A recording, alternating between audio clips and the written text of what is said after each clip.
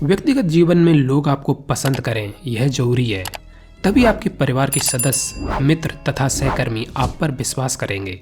यह आपके व्यक्तित्व तथा सामाजिक तरक्की में अहम भूमिका निभाती हैं। यदि लोग आपको पसंद करते हैं तो आपको ज़्यादा अवसर मिलते हैं, दूसरे आपके साथ काम करना चाहते हैं, आपको अपनी टीम का हिस्सा बनाना चाहते हैं और आपकी टीम का हिस्सा बनना चाहते हैं।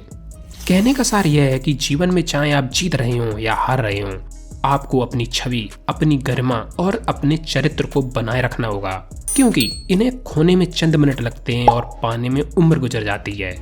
इस वीडियो में 25 तरीके दिए जा रहे हैं जो आपकी अच्छी छवि बनाने में मदद करेंगे, जिससे लोग आपको पसंद करने लगेंगे। तो देखते रहिए।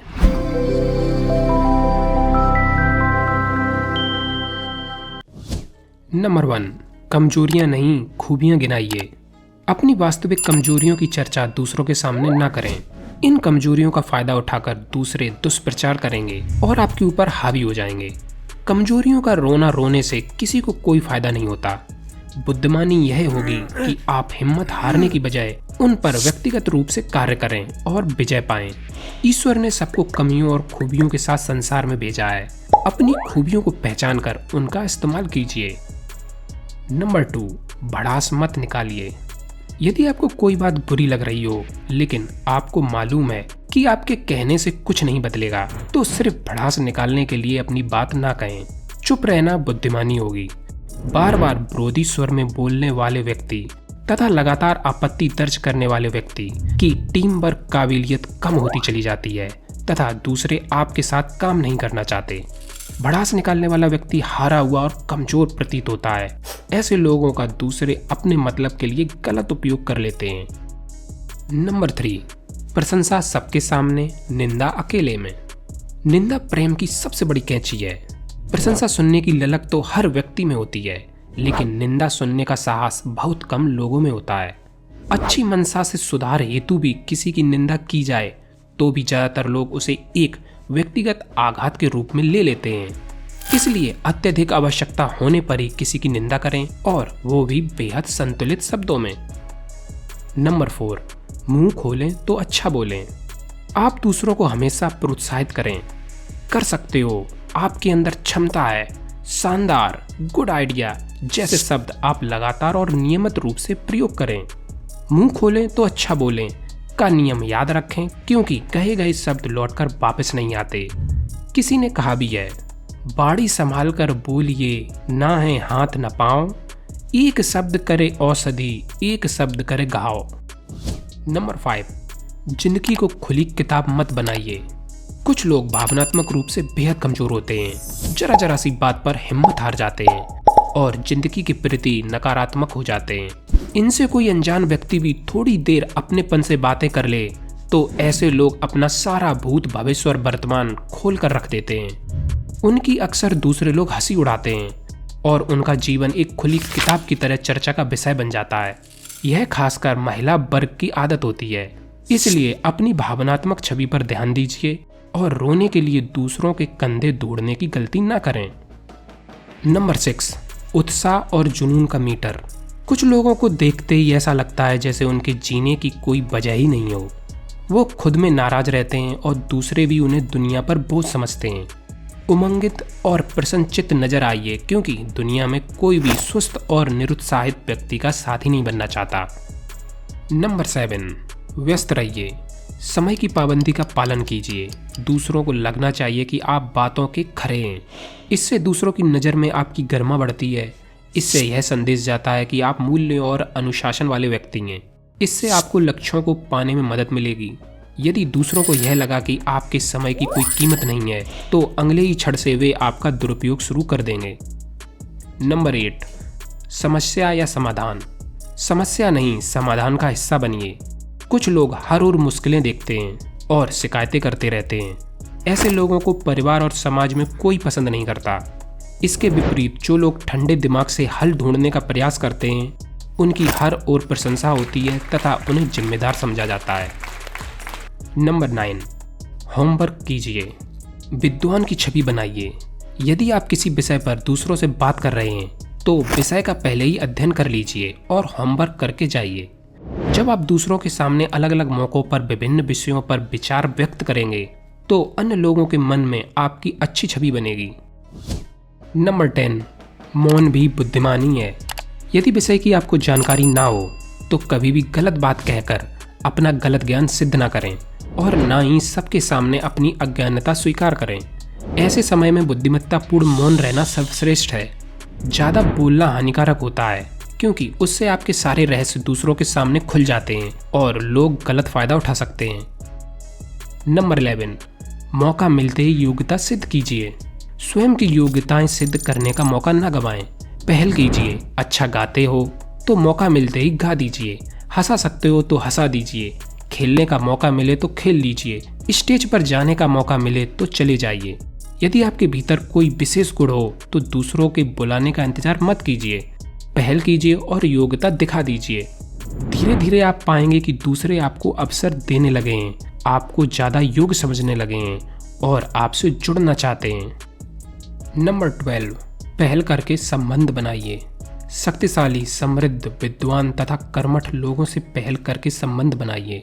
संबंध बनाने के लिए प्रशंसा कीजिए। उनसे बार बार मिलिए। छोटी बड़ी भेंट दीजिए लेकिन उनके करीब जाइए। यदि मिलने का कारण न मिल रहा हो तो प्लान्ड अनप्लान्ड मीटिंग कीजिए।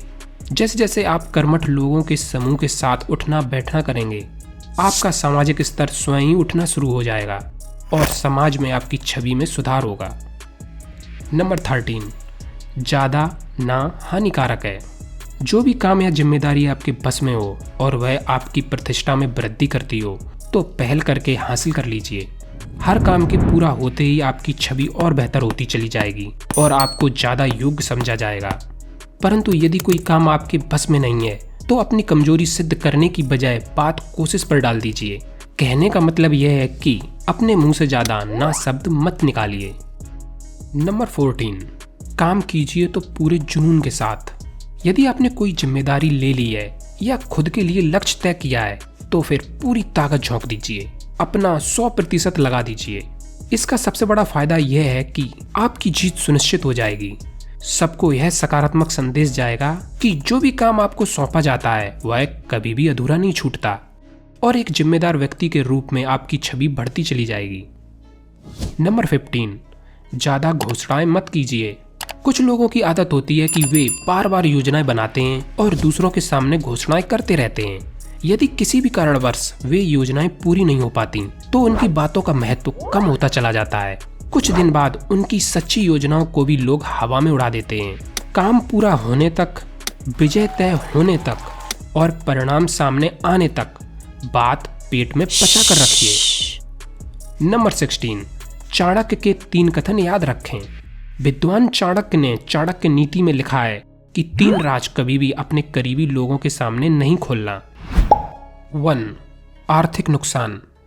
2, जीवन साथी की चरित्रहीनता। 3, बड़ी बीमारी। नंबर 17, सीखना जारी रखिए। यदि आप वास्तविकता में अपना मूल्य बढ़ाना चाहते हैं और अपनी सफलता सुनिश्चित करना चाहते हैं तो सीखना जारी रखिए।